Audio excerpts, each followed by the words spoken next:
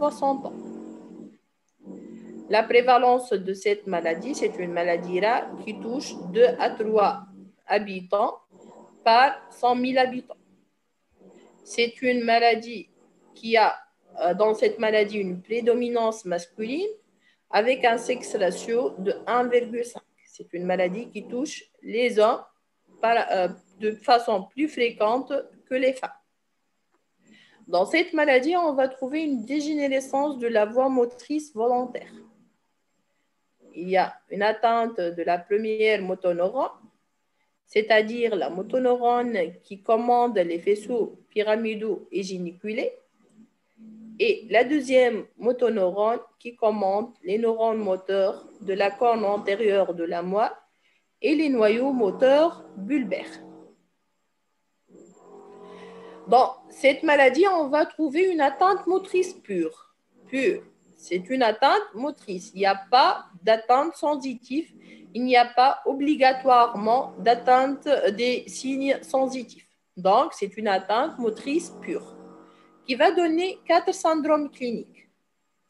Une atteinte du premier motoneurone responsable d'apparition de syndrome pyramidal et de syndrome pseudobulbaire, et une atteinte de la deuxième motoneurone responsable de syndrome neurogène périphérique et de syndrome bulbaire. Sur le plan clinique, il y a plusieurs formes cliniques de cette maladie. Il y a la forme commune, il y a d'autres formes cliniques. Je vais détailler la forme commune. On va trouver à la phase de début de la maladie une atteinte surtout des membres supérieurs. Cette atteinte, elle est bilatérale, mais asymétrique. Ce sont des patients qui consultent généralement pour une maladresse des mains, des fasciculations. Qu'est-ce que ça veut dire des fasciculations? Ce sont des trémulations, des contractions de faible intensité sous la peau, rafa, et des crampes en général au niveau des mollets. Cette atteinte, il va donner une atrophie des petits muscles de la main. Il va commencer au niveau de l'éminence ténarienne, par la suite hypoténarienne, et enfin les interossaux, surtout de la première commissure. Il va donner un déficit moteur distal. Il y a une diminution de la pince, surtout pouce index. Il y a aussi une hyperréflectivité, c'est-à-dire des réflexes vifs, vu qu'on va trouver chez ces patients un syndrome pyramidal. Mais il n'y a pas obligatoirement des troubles sensitifs. C'est une maladie qui est caractérisée par l'absence des troubles sensitifs. Comme on voit sur ces images, il y a une amyotrophie au niveau de la zone ténarienne et au niveau de la zone hypoténarienne. Il y a une amyotrophie musculaire qui est très importante, même au stade de début de la maladie. Après le syndrome pyramidal, le syndrome neurogène qui va s'aggraver lors du temps. Et en phase d'état, on va trouver un syndrome moteur neurogène périphérique très important. On va trouver des mains par l'amyotrophie qui rassemblent aux mains des singes, ou même des mains en griffe par la diminution des flexions des dernières phalanges. C'est la capacité de faire l'extension musculaire.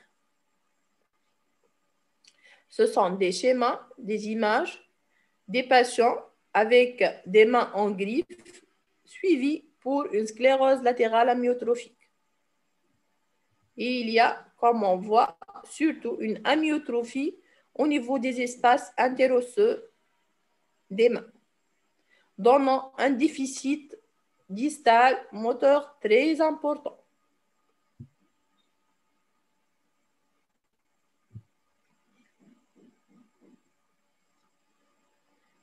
Le syndrome pyramidal chez ce patient, lors de la phase d'état, on va trouver une paraparésie spasmodique, c'est-à-dire une hypertonie spastique une hypertonie de type élastique, c'est-à-dire le membre, il va retourner à la position initiale si on relâche ce membre, avec des réflexes vifs caractéristiques de syndrome pyramidal. On va trouver un signe de Bamanski dans 20% des cas, et ceci vu la présence d'une amyotrophie distale très importante et un syndrome neurogène. On est devant un syndrome neurogène et un syndrome pyramidal en même temps, donc le signe de Babanski reste que dans 20% des cas. On a aussi un syndrome pyramidal, donc on a des réflexes massitériens vifs, vu qu'il y a une atteinte de la première motoneurone en supranucléaire, c'est-à-dire au niveau cérébral. Après le syndrome neurogène moteur périphérique, le syndrome pyramidal, il y a aussi un syndrome périphérique, c'est le syndrome bulbaire par une atteinte des axones qui contrôlent les nerfs crâniens. Dans ce cas, on va trouver des troubles de la phonation chez ces patients suivis pour sclérose latérale amyotrophique et des troubles sévères de la déglutition lors de la phase d'état de cette maladie. On va aussi trouver des fasciculations linguales, c'est-à-dire racha rafa, avec atrophie de la langue et abolition du réflexe du voile, vu qu'il y a une atteinte au niveau des nerfs crâniens de façon périphérique. Après le syndrome neurogène, le syndrome pyramidal, le syndrome bulbaire, il y a aussi l'atteinte centrale de la première motoneurone qui va causer un syndrome pseudobulbaire. Ce syndrome, il est caractérisé par des troubles de la phonation, des troubles de la déglutition. Il ne donne pas des fasciculations linguales contrairement au syndrome bulbaire, car il s'agit d'une atteinte centrale au niveau des noyaux des nerfs crâniens.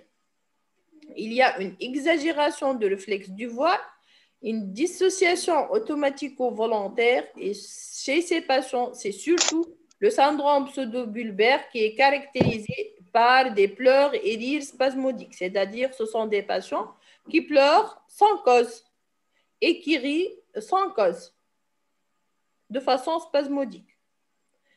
Il y a, après formes cliniques communes, des formes spécifiques ou d'autres formes cliniques de sclérose latérale amyotrophique, comme la forme bulbaire. On va trouver que l'atteinte bulbaire sans atteinte pyramidale et sans syndrome neurogène. Cette forme présente 30% des cas des malades ayant une sclérose latérale amyotrophique.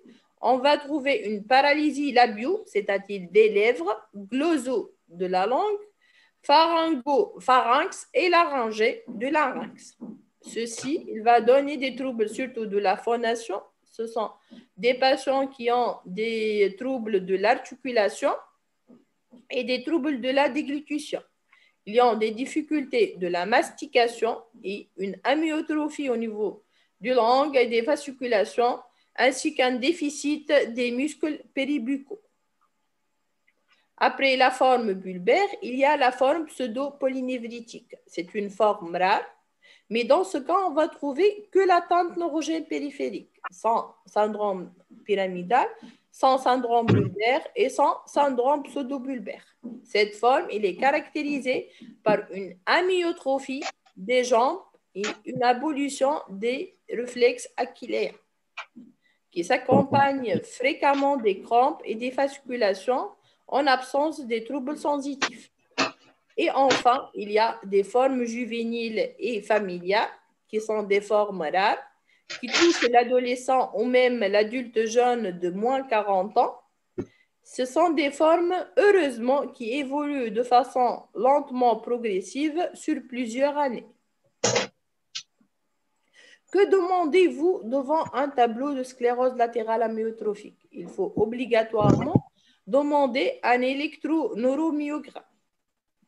Dans ce cas, on est devant une atteinte des motoneurones, c'est-à-dire la vitesse de conduction nerveuse qui est capitale ou qu'on va trouver dans une atteinte diminuante, ils sont normaux. Dans le cadre de sclérose latérale amyotrophique, on n'a pas d'atteinte de la myéline ou même atteinte axonale. On est devant une atteinte motoneuronale, c'est-à-dire les vitesses de conduction nerveuse, ils sont normales. Mais à la détection, on va mettre une aiguille dans le muscle et on va demander au patient de faire un effort. Dans ce cas, on va trouver un tracé neurogène, c'est-à-dire des potentiels d'action de grande amplitude, vu qu'il y a une atteinte motoneuronale, vu que le muscle il va faire un effort maximal pour répondre à la stimulation et pour le déclenchement de potentiels d'action. Et au repos, on va trouver des potentiels de fibrillation et des fasciculations, vu que, que les muscles, ils vont faire plusieurs travaux, ils vont être recrutés, ils vont être stimulés, même au repos. Comme on voit sur ces tracés de EMG, ce sont des tracés neurogènes, c'est-à-dire avec une augmentation des amplitudes des potentiels d'action et une diminution des durées entre les deux potentiels d'action. C'est un tracé pauvre. Il y a moins de réponse musculaire avec une augmentation de l'amplitude des potentiels d'action. C'est un tracé qui est très caractéristique de sclérose latérale amyotrophique. Au repos, on va trouver ces tracés aussi avec la présence de potentiels de fasciculation et la détection du muscle au repos. Demandez d'autres explorations, mais dans ce cas, pour éliminer les autres diagnostics différentiels du tableau de sclérose latérale amyotrophique. Dans ce cas, dans le cadre de sclérose latérale amyotrophique, l'IRM cérébral et l'IRM médulaire cervical, ils vont être normaux. Donc, le diagnostic positif de sclérose latérale amyotrophique il est basé sur l'électromyogramme en montrant un tracé neurogène avec un tracé pauvre, moins de potentiel d'action et des potentiels d'action qui ont une amplitude très augmentée. Par contre, l'imagerie, il est normal vu que dans la sclérose latérale amyotrophique, il n'y a pas d'atteinte cérébrale par une démyélisation ou une lésion vasculaire. Mais cette imagerie va nous permettre d'éliminer d'autres diagnostics tels que les malformations de la charnière occipitale, cervico-occipitale, ou les syringomyélies. Les syringomyélies, ce sont les cavités intramédulaires. On va compléter par l'étude du LCR à la recherche de causes infectieuses d'une atteinte médulaire, telles que les myélites, qui présentent les diagnostics différentiels de sclérose latérale amyotrophique. Et on peut compléter nos explorations par une étude génétique, sachant qu'il y a des formes familiales de sclérose latérale amyotrophique. Surtout, ce sont les formes juvéniles où on va trouver une mutation sur le gène de la SOD1. Quels sont les diagnostics différentiels de sclérose latérale amyotrophique? Ce sont les myélopathies cervico-arthrosiques qui vont donner des cervicalgies, une arthrose cervicale et une névralgie cervico-brachiale. Dans ce cas, on va trouver un syndrome pyramidal, une paraparésie spasmodique avec une amyotrophie des mains.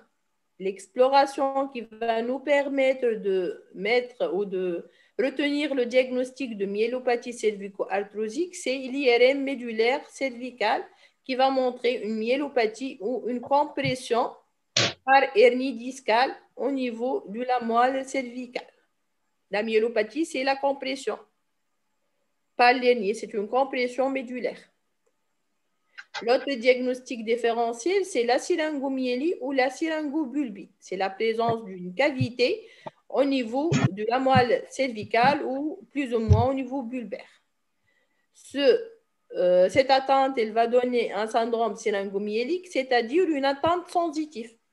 Comme j'ai dit, dans la sclérose latérale amyotrophique, il y a obligatoirement l'absence d'une atteinte sensitive. Par contre, dans le syndrome syringomyélique ou dans la syringomyélie, il y a des signes sensitifs suspendus. Qu'est-ce que ça veut dire? Ce sont des signes sensitifs qui vont, par exemple, du niveau C5 jusqu'à le niveau T1, qui ont suspendu entre deux niveaux sensitifs. Dissociés, c'est-à-dire on va trouver une atteinte de la sensibilité superficielle spinothalamique, thermique et algique, mais absence d'une atteinte de la sensibilité profonde dans le cadre d'une syringomyélie. Les malformations de la charnière cervico-occipitale, dans ce cas, on va trouver un syndrome dysmorphique court qui s'associe à la syndrome pyramidal et un syndrome cérébral. Il y a des malformations du Chiari, c'est-à-dire une base d'implantation basse de la charnière cervico-occipitale. Comment traiter la sclérose latérale amyotrophique? Aussi, dans le cadre de sclérose latérale amyotrophique, malheureusement, comme toutes les maladies dégénératives, il n'y a pas un traitement éthiopathogénique. C'est une atteinte motoneuronale, malheureusement, qu'on ne peut pas la traiter. On va juste donner des traitements symptomatiques tels que Rulutec. C'est un traitement anti-glutamatergique qui va retarder un peu l'évolution et il y a des controverses entre les études. Certains auteurs rapportent que ce traitement peut retarder l'évolution, mais d'autres études, ils nient cette hypothèse et ils disent qu'il n'y a pas vraiment de bénéfice de mettre ces patients sous Rulutec. On peut aussi donner chez ces patients de la vitamine E et de la vitamine C, vu que ce sont des vitamines antioxydants, mais l'efficacité de ces traitements n'est pas démontrée. On va faire une prise en charge sociale, mettre ces patients sous antidépresseurs, vu que ces patients ils vont présenter un déficit moteur et des troubles de déglutition assez importants, une rééducation, des mesures palliatives telles que gastrostomie pour les patients avec des troubles de déglutition, comme j'ai dit, des antidépresseurs, de la kinésithérapie, traiter les troubles de sommeil. Mais malheureusement, il n'y a pas de traitement curatif dans la sclérose latérale amyotrophique. En conclusion, c'est une maladie dégénérative grave, mortelle, après 2 à 3 ans de l'évolution de la maladie. C'est une maladie motrice pure, il n'y a pas d'atteinte sensitive, qui va associer la présence d'un syndrome pyramidal, un syndrome neurogène périphérique et un syndrome bulbaire et pseudo-bulbaire dans la forme clinique commune. Le diagnostic positif de cette maladie est clinique devant l'association de cette triade de syndromes, mais il est basé surtout sur l'électroneuromyogramme en montrant un tracé neurogène en absence d'atteinte des vitesses de conduction motrice. Il faut éliminer les autres diagnostics différentiels tels que la syringomyélie ou la myélopathie cervico-arthrosique par l'IRM cérébromédulaire et malheureusement, on est devant une maladie mortelle sans traitement curatif. Et merci. Y a-t-il des questions? Oui, madame, s'il vous plaît, est-ce que vous pouvez répéter la partie EMG, nous réexpliquer le tracé? Merci.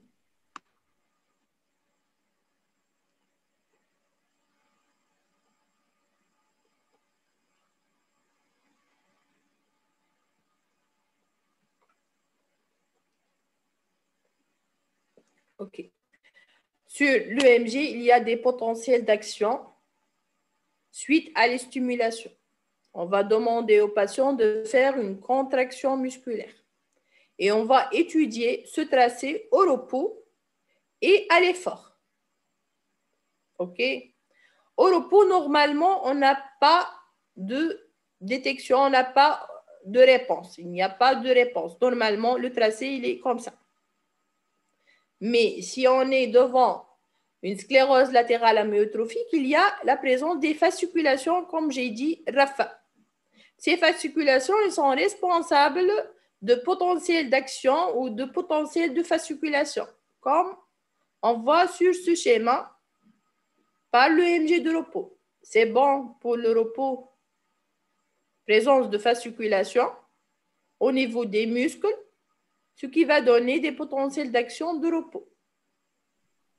C'est bon? On peut passer à la détection à l'effort? Oui. Oui, madame. OK. La détection de l'effort, normalement, on est devant une atteinte nerveuse, c'est-à-dire le nerf motoneurone qui est touché. La motoneurone, elle va recruter plusieurs fibres nerveuses qui va donner une atteinte, une réponse, par exemple, une réponse par minute, une seule réponse. Les autres fibres nerveuses, ils sont touchées. Donc, on ne va pas trouver plusieurs réponses. Il y a une fibre nerveuse qui est intacte, normale. Cette fibre nerveuse, il va donner une réponse très importante, une réponse très importante, c'est-à-dire une réponse avec une amplitude de potentiel d'action augmentée. Ceci, c'est la réponse de fibres nerveuses intactes. Au contraire, il y a plusieurs fibres nerveuses ou de motoneurones qui sont touchés. Dans ce cas, on parle de tracé neurogène pauvre. Par contre, si on est devant tracé musculaire, devant un syndrome myogène, on va trouver une diminution de l'amplitude, c'est-à-dire une diminution de la contraction musculaire avec plusieurs réponses. On parle dans le cadre de syndrome myogène d'un tracé riche. Faites la différence. L'atteinte neurogène, il y a une fibre nerveuse qui va stimuler les muscles. Donc, les autres fibres nerveuses, ils sont touchées. Il y a juste une réponse. Par contre, dans l'atteinte myogène, plusieurs fibres nerveuses qui sont activées, mais la contraction musculaire, il est moindre. Donc, on va trouver plusieurs potentiels d'action avec une diminution de l'amplitude. Madame, on a l'amplitude أكثر والfréquence أقل. C'est ça. في الtracé neurogène, l'amplitude il est importante pour la fréquence أقل. Et qu'allez, on parle de tracé pauvre. Par contre, dans le tracé myogène, il y a une diminution de l'amplitude, une diminution de la contraction musculaire, une diminution de la réponse musculaire avec une fréquence très importante. Plusieurs fibres nerveuses qui sont stimulées. Mais malheureusement, le muscle il va donner une réponse moins importante, un potentiel d'action qui a une amplitude faible. C'est bon? Oui. Je vais répondre aux questions, d'autres questions posées.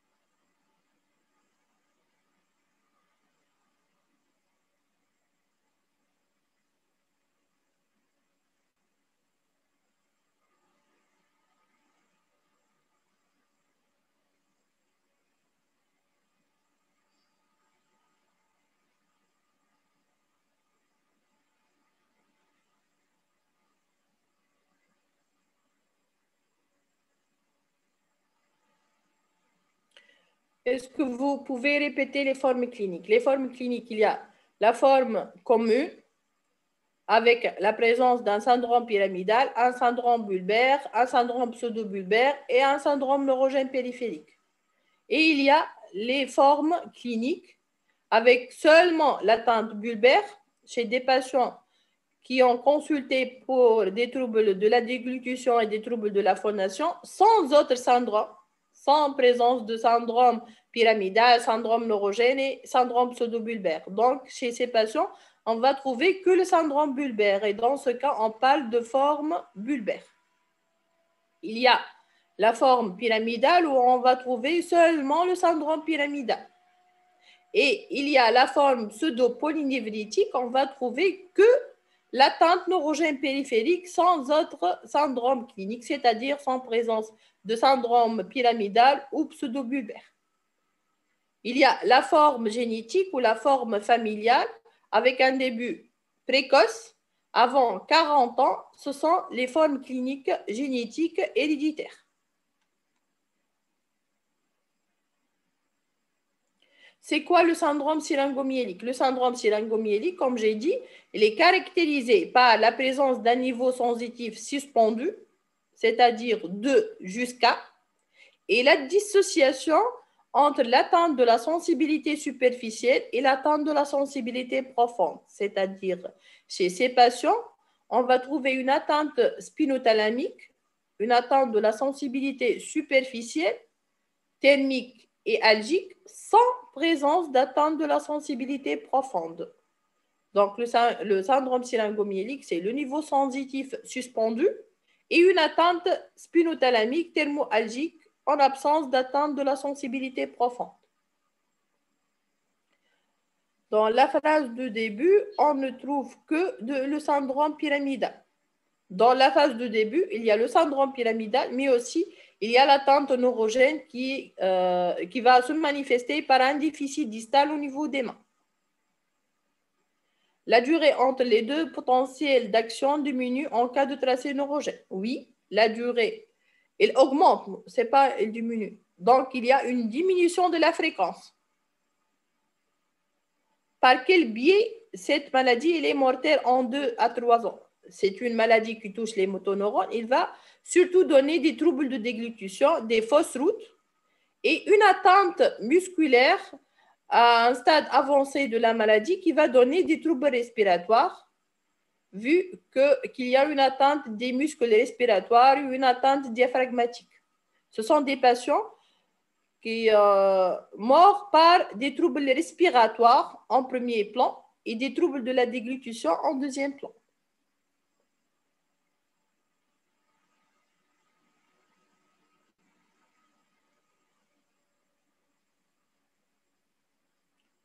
Docteur, on demande l'EMG plus IRM ou bien EMG, c'est tout. On demande les deux. L'IRM pour éliminer les diagnostics différentiels, comme j'ai dit, la myélopathie cervico-arthrosique et la syringomyélie. Et l'EMG pour retenir le diagnostic. Et pour le diagnostic positif de l'SLA, c'est un diagnostic clinique, mais aussi électrique basé sur l'électroneuromyogramme. Donc, demandez l'EMG et l'IRM. Pourquoi la VCN est normale? La VCN, c'est l'étude de la vitesse de conduction nerveuse, c'est-à-dire il va étudier le nerf périphérique, il va étudier l'axone et la myéline. Donc, il ne va pas étudier la motoneurone. Vitesse de conduction nerveuse, c'est la vitesse au niveau de l'axone qui peut être touchée juste par l'atteinte déminisante qui va donner une diminution de la vitesse de conduction nerveuse par une atteinte qui va, dans ce cas, on ne va pas trouver des sauts lors des nœuds de Ranvier, donc on va trouver une conduction qui est très lente. Par contre, dans ce cas, on a une atteinte motoneuronale, myéline, il est intact. L'étude de la vitesse de conduction, il n'étudie pas les motoneurones. Par contre, il va nous permettre de préciser s'il y a une atteinte déminisante ou non dans les nerfs, de façon périphérique. Ce ne sont pas les motoneurones.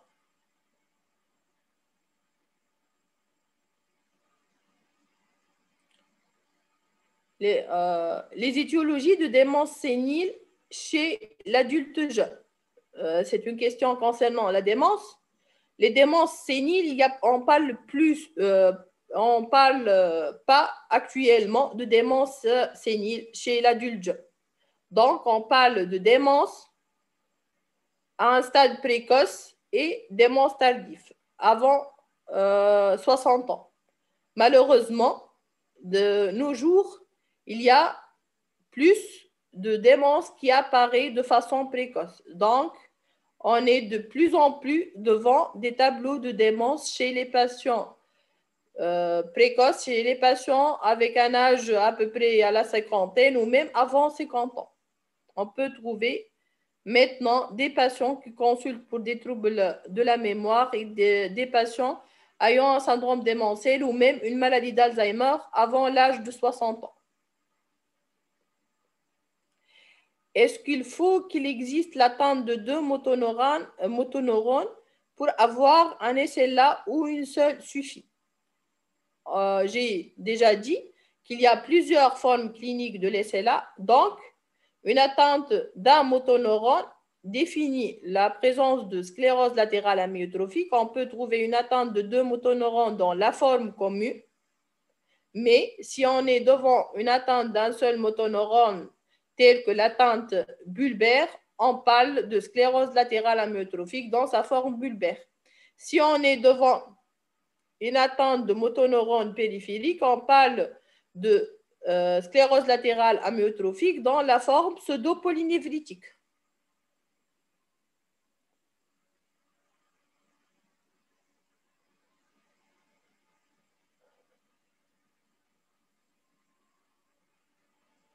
Y a-t-il d'autres questions?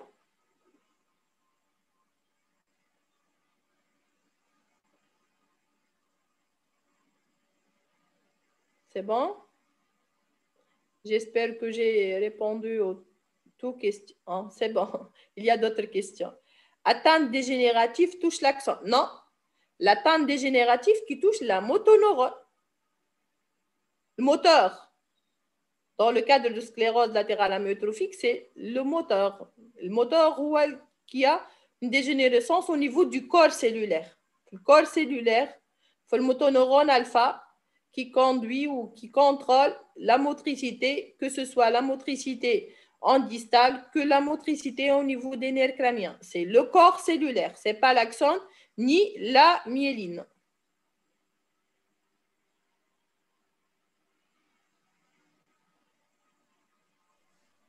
Docteur, c'est la définition de l'atteinte dégénérative qu'elle touche seulement le corps cellulaire.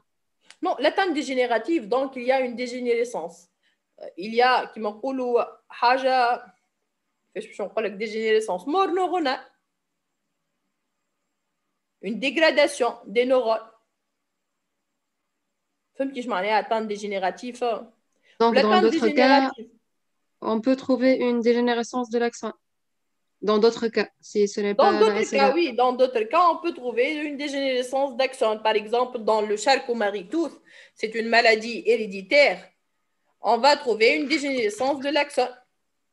Dans ce cas, on est devant un syndrome neurogène pur où on parle d'une autre maladie, c'est la maladie de Charcot-Marie-Tooth. Dans le cadre de sclérose latérale amyotrophique, c'est la dégénérescence, c'est la dégradation, c'est une atteinte de la motricité au niveau des motoneurones, au niveau du corps cellulaire. Ma dégénérescence, c'est la dégradation, c'est le non-fonctionnement. Merci. C'est bon? Oui, merci. Ok. Il y a de plus en plus.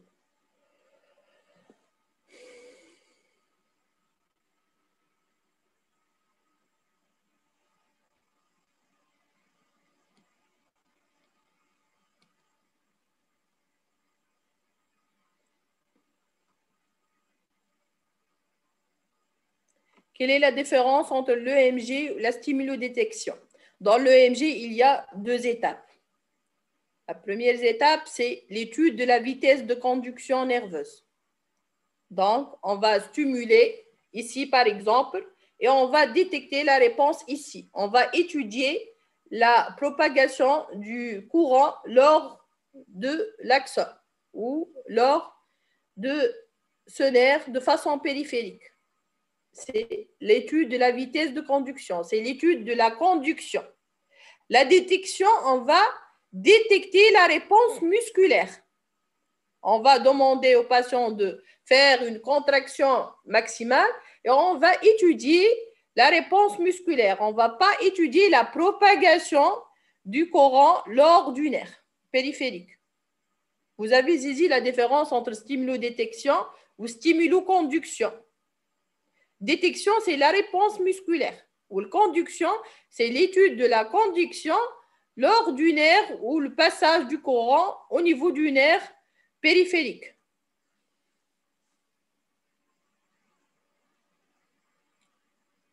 Docteur, la demande d'EMG est-il suffisante pour porter le diagnostic? J'ai déjà dit, l'EMG va nous permettre de faire le diagnostic positif de la sclérose latérale amyotrophique et l'IRM cérébro-médulaire, il va éliminer les autres diagnostics différentiels pour qu'on puisse retenir le diagnostic de sclérose latérale amyotrophique.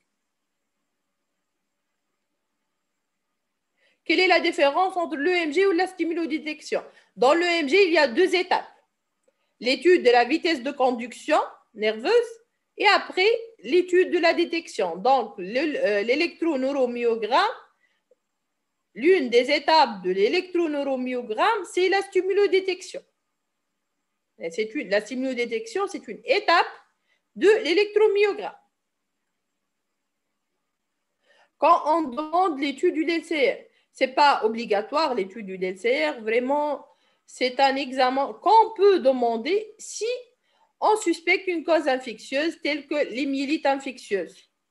Mais généralement, on ne demande pas d'étude de liquide céphalo-rachidien devant un tableau de sclérose latérale amyotrophique. La détection, c'est-à-dire le degré de contraction suite à une stimulation. Oui, la détection, c'est la contraction, c'est l'étude de la contraction musculaire lors d'une stimulation nerveuse électrique.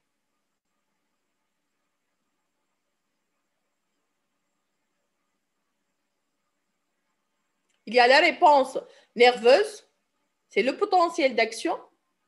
Il y a la réponse musculaire, c'est la contraction musculaire après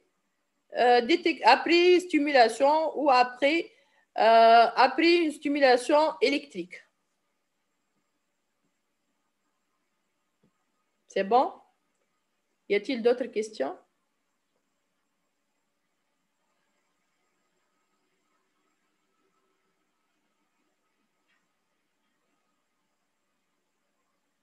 C'est bon? J'espère que j'ai répondu à toutes les questions,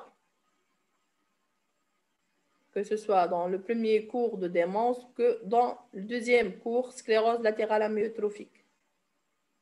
Et merci. Merci, docteur. Merci beaucoup, docteur.